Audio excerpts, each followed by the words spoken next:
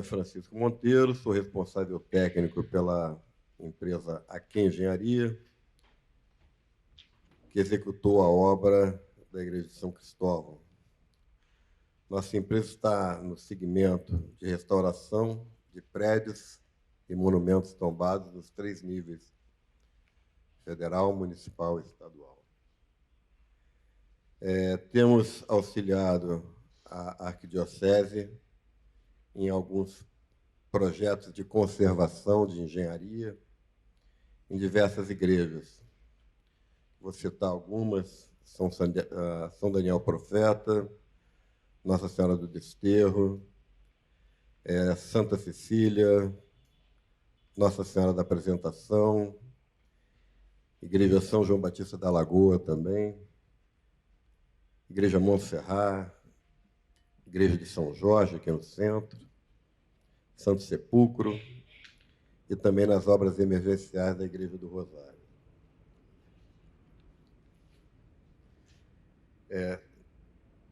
Também temos a Igreja de Piedade, executando lá um auxílio à conservação da igreja. Bom, para falar sobre a Igreja de São Cristóvão, é um breve histórico.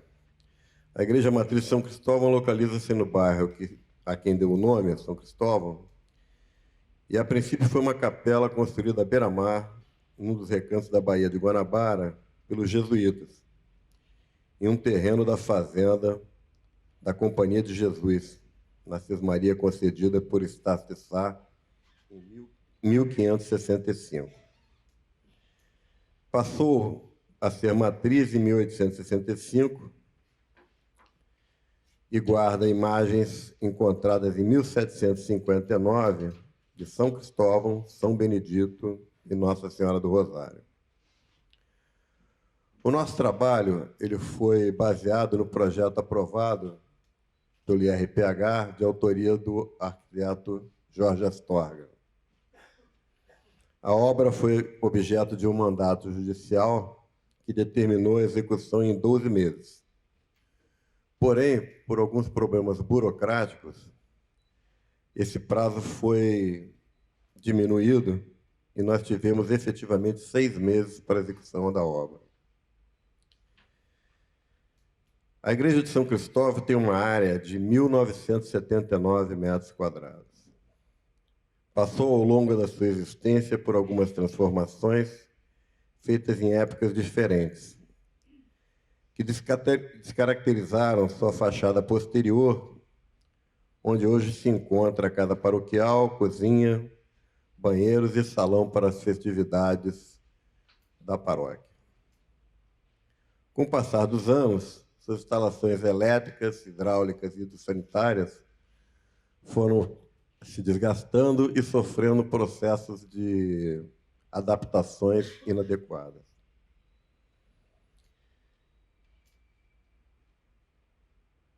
No mapeamento de danos feito pelo Astorga, nós tivemos os seguintes pontos a trabalhar: o telhado com as telhas quebradas, corridas com diversas infiltrações, a falta de uma parte do telhado na torre ceneira e as chapas corroídas também nessa torre.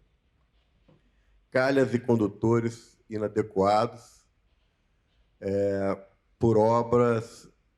causados por obras no passar dos anos que foram diminuindo sua seção, que chegou a ser diminuída em 50%. Eu vou mostrar mais tarde as fotos dessas anomalias. Com o passar dos anos, né, essas instalações elétricas também sofreram um processo de terem as normas modificadas, e elas estavam ainda nos padrões antigos, com bitolas de fios inadequadas, fios soltos pelos forros, e algumas irregularidades que eram completamente fora do padrão, quadros elétricos e tudo. Bom, os rufos estavam completamente descolados das alvenarias ou inexistentes.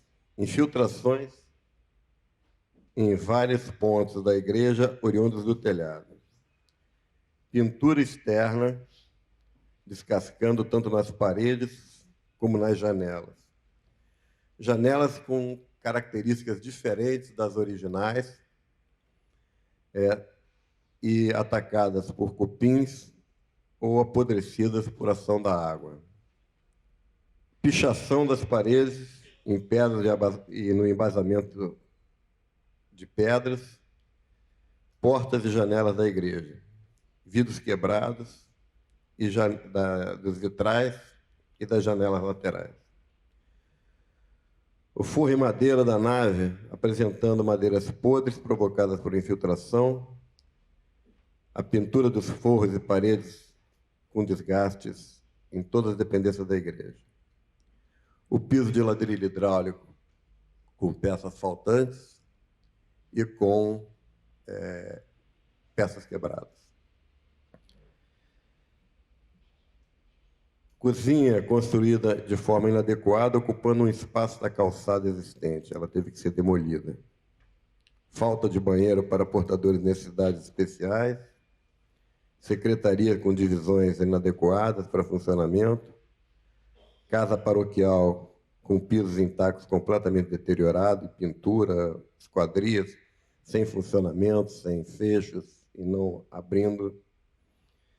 Um prisma de ventilação com tubulações à vista e sem impermeabilização, que provocavam uma infiltração para o altar da igreja. Aparavento também com os vitrais quebrados, diversos materiais depositados em lugares na igreja sem utilidade.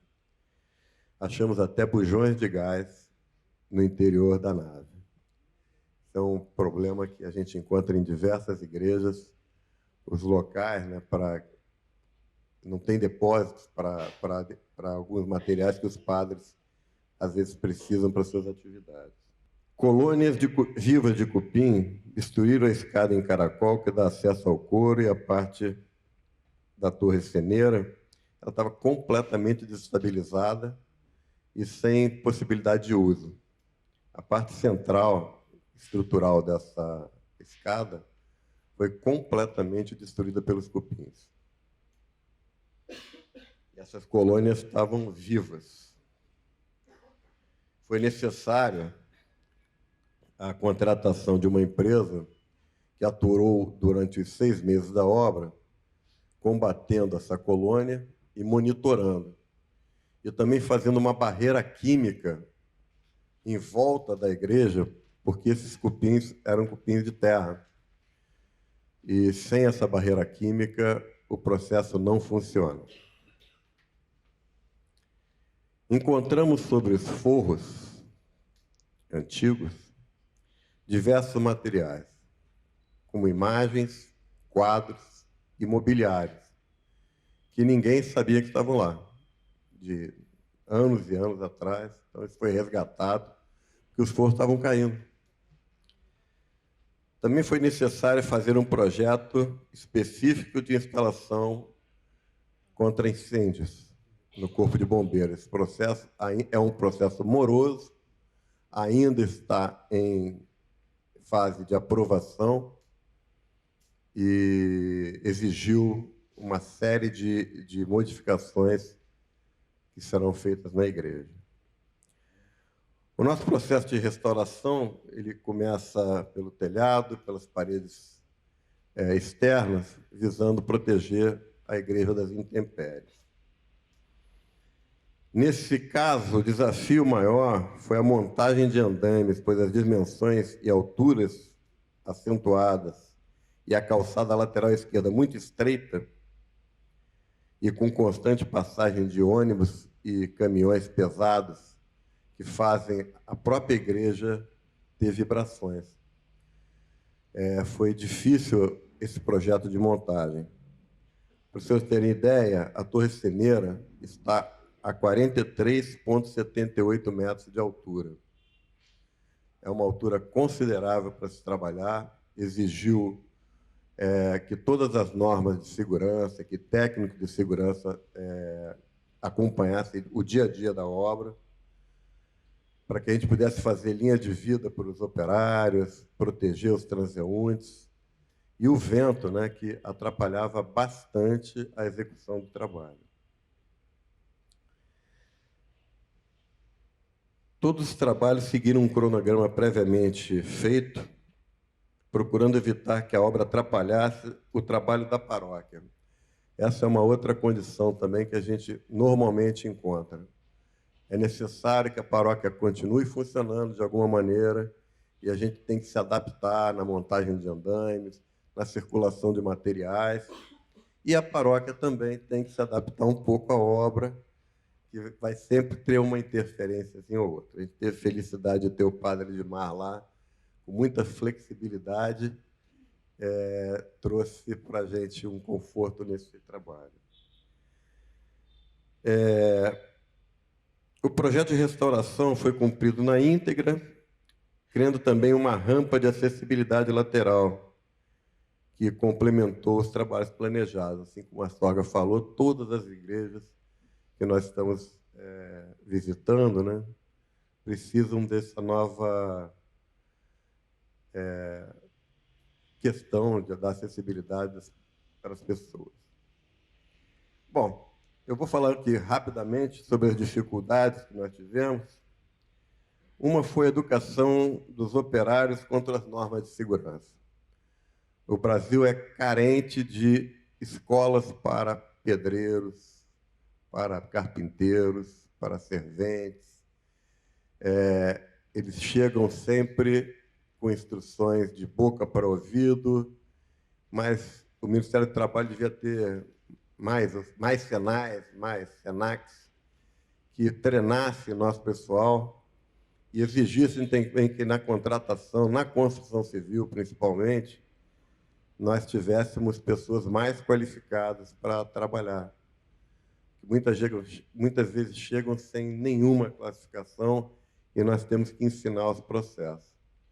Aliás, no processo de restauração, as nossas obras costumam fazer treinamentos para os nossos operários. Nós temos hoje restauradores que chegaram como serventes à obra. E, graças a Deus, conseguimos treiná-los. 2 hoje estão fazendo, graças à doutora Deise e ao valor próprio dos 2 funcionários, curso de restauração de azulejos na Fundação Fiocruz. Então, isso eleva, né, o padrão social, a remuneração e o ânimo, né, o ânimo de trabalho que eles têm hoje.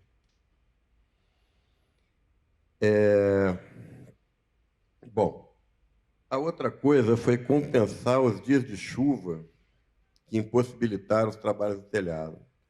Nós pegamos um período muito forte de chuvas e a gente tinha que trabalhar dentro e fora da igreja para poder, num prazo que foi reduzido em 6 meses, a metade do tempo,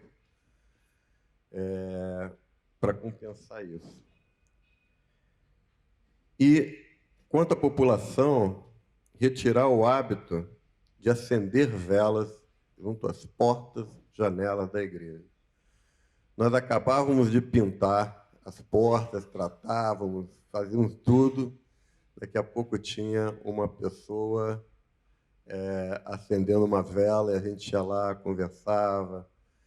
E foi um trabalho de educação que, no final da obra, a gente sentiu o resultado, já diminuiu bastante. Hoje, eu já não passo na igreja lá há algum tempo, mas me parece que o ataque está menor. As facilidades, né, foram as seguintes. O projeto claro e objetivo, acompanhado no momento da execução pelo arquiteto Jorge Astorga e sua equipe, que retirava em tempo real as dúvidas que apareciam durante a obra. Um projeto não é exatamente o que a gente bota no papel.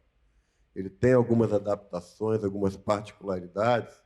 Se o arquiteto estiver junto com a gente, é o céu, que ele vai colocar no prumo as nossas soluções. Fomos sempre também acompanhados pelo representante da igreja, o engenheiro Ailton, que, com sua experiência, sempre alertou para a direção correta dos trabalhos executados, facilitando todas as frentes de serviço. Nos ajudou muito lá na orientação de montagem de andaime. Muito obrigado, Ailton, pela tua participação. Se o nosso sucesso foi bacana, ele tem a tua participação total. E também o Ailton mantinha a doutora Deise, responsável pelo patrimônio histórico da Mitra, informada em tempo real de tudo que acontecia na obra. Isso é importantíssimo, né? Está todo mundo alinhado. Enfim, a obra transcorreu de modo normal, regular, sempre interagindo com a população que se interessou pelos trabalhos. E também o padre Edmar, que sempre atento, nos solicitava algumas modificações em instalações, que ele que opera a igreja sabe onde precisa daquela tomada, onde precisa daquela iluminação. Então, a gente tem que ouvir quem usa a igreja, quem está responsável pelos trabalhos da igreja. E o padre Edmar foi fantástico, muitas vezes nos ajudando até a varrer lá o piso da igreja. Maior carinho e cuidado com a igreja de São Cristóvão.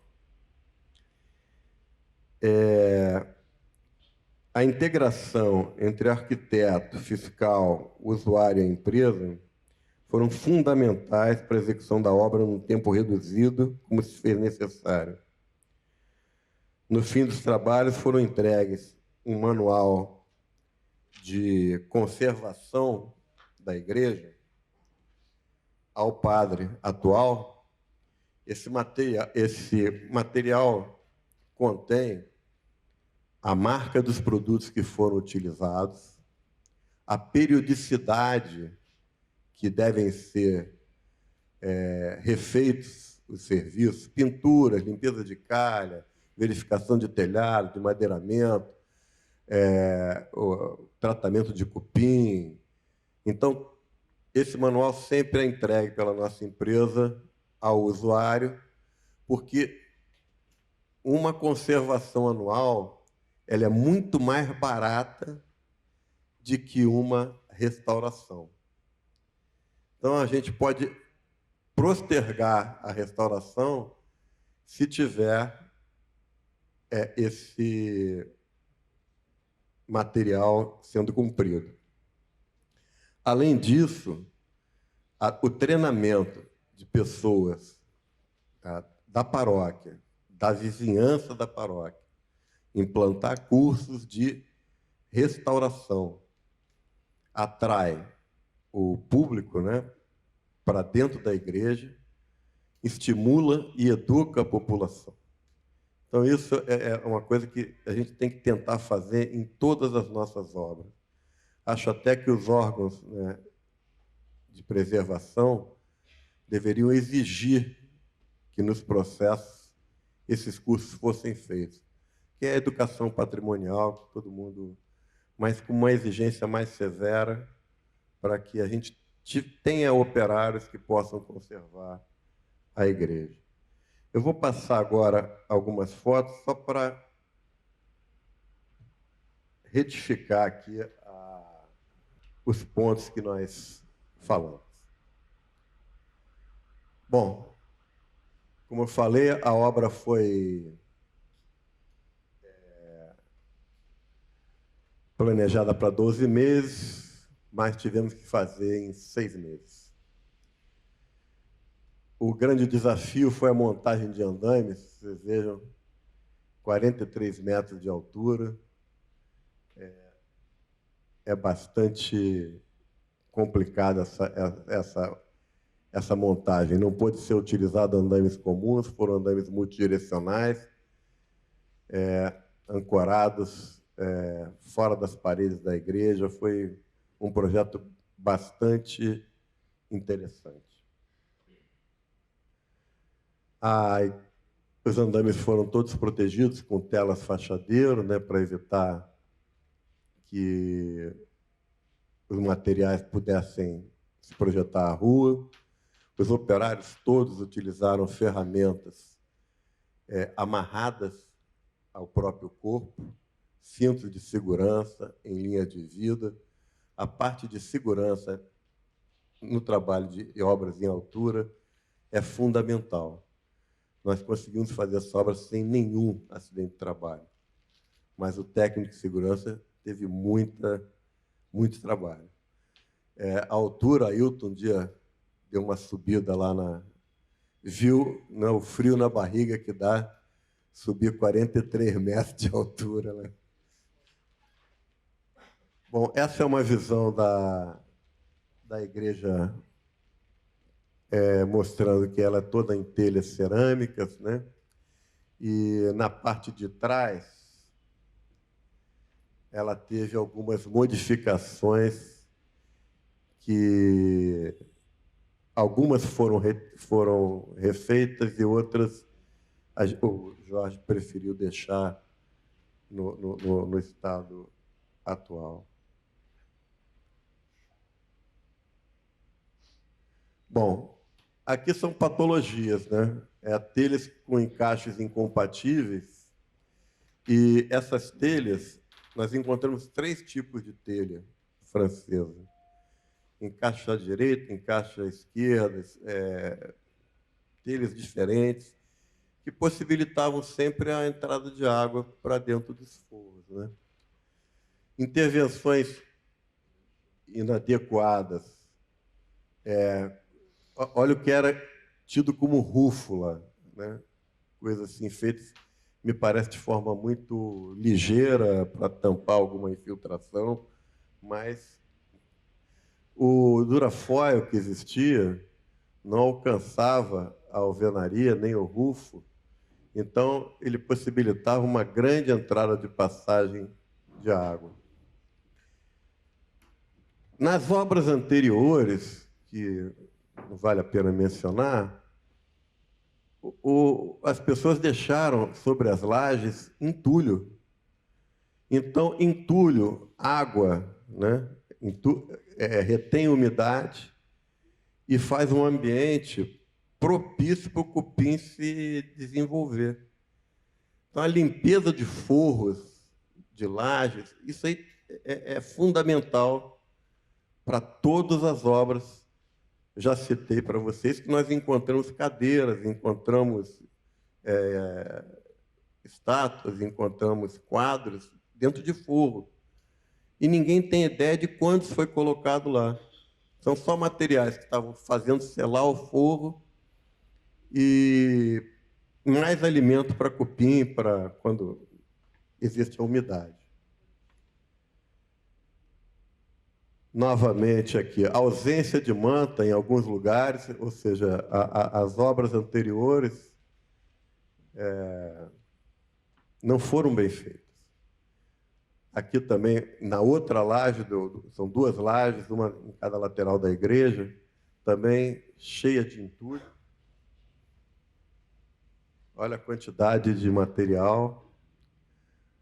Vejam o madeiramento que esse telhado estava sustentado. Completamente emendas no lugar dos caibros, pontalhetes, tudo assim, a gente não sabia nem como é que isso estava em pé, né? Todo ele teve que ser refeito. Então aí o processo de limpeza, né? Fomos fazendo, e a laje já com limpeza e a troca dos caibros, né? Que estavam inadequados. A aplicação do durafoil, né? O detalhe da manta ali engastada na alvenaria, antes da aplicação do rufo, o rufo vem por cima. Mais alguns detalhes do durafoil. E depois que nós cobrimos com telha, nós tivemos o cuidado de pegar uma hidrojateadora e simular a chuva, para ver se a estanqueidade do telhado estava correta. E alguns pontos foram verificados, a gente corrigiu antes de dar como terminada essa etapa. Então, é um teste de estanqueidade nas coberturas. A gente recomenda que isso também seja feito. Alguns rufos foram necessária a demolição parcial dele para poder substituir as telhas, né? Vejam o que eu falei sobre a calha. Isso daqui foram sucessivas camadas de argamassa que tiraram quase 50% da capacidade da calha.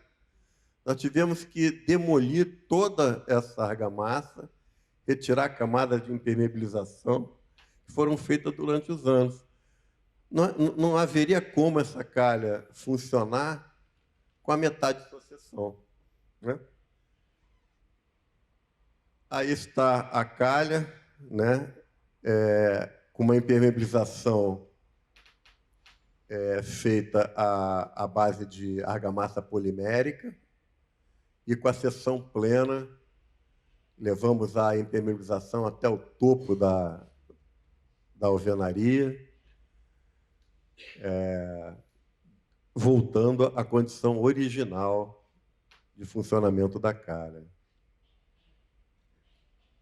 O topo da agulha da torre tem uma cruz em ferro.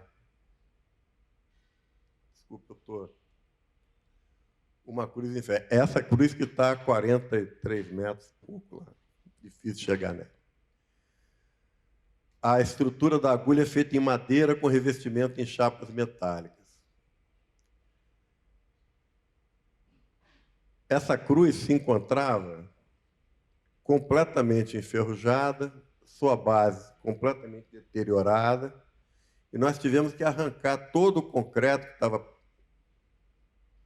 já inadequado, né? Foi todo removido para a gente poder fazer a fixação dessa cruz. A cruz foi protegida com material antiferrugem, sua base também, toda ela, aplicado material para tratamento contra a ferrugem, e depois feita a pintura com esmalte sintético na cor cinza. Esse é o estado inicial da base, né? E aqui ela já refeita. Então tem um detalhe de madeira no encontro do friso de madeira que faz a vedação da placa. Isso já praticamente não existia em alguns lugares. Na torre ceneira, essa chapa se encontrava com vários pontos de ferrugem e alguns trechos elas estavam faltando. Então nós tivemos que fazer o tratamento total das chapas anti-ferrugem e aplicar a tinta posterior. Essas chapas foram pintadas com galvite na base e depois com esmalte sintético. Está aí o resultado de toda a agulha.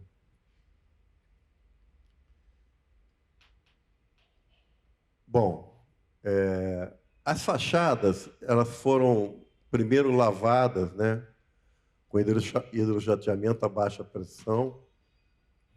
Foi removido todo o revestimento degradado, tinham várias perdas volumétricas em toda a fachada. Depois foi refeito esse emboço, esses elementos. A torre também tem uma tela de proteção contra a entrada de aves, que também estava toda enferrujada e foi refeita. E as fachadas, né, de uma maneira geral, todas elas foram tiveram o mesmo tratamento.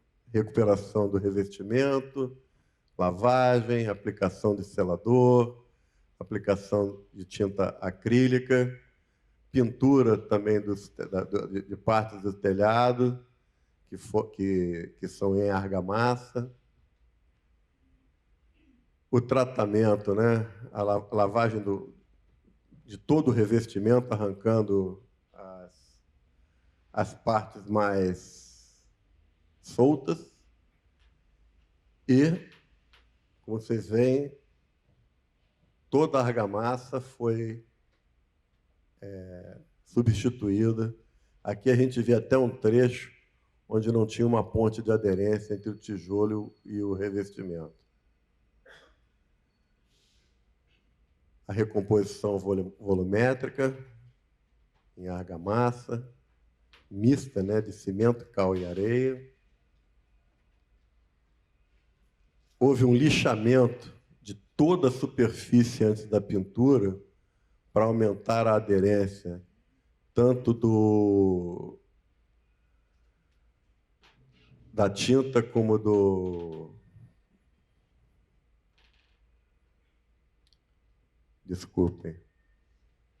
selador, né? Então foi feito o lixamento para aumentar essa aderência. Aqui já está uma parte da fachada pintada.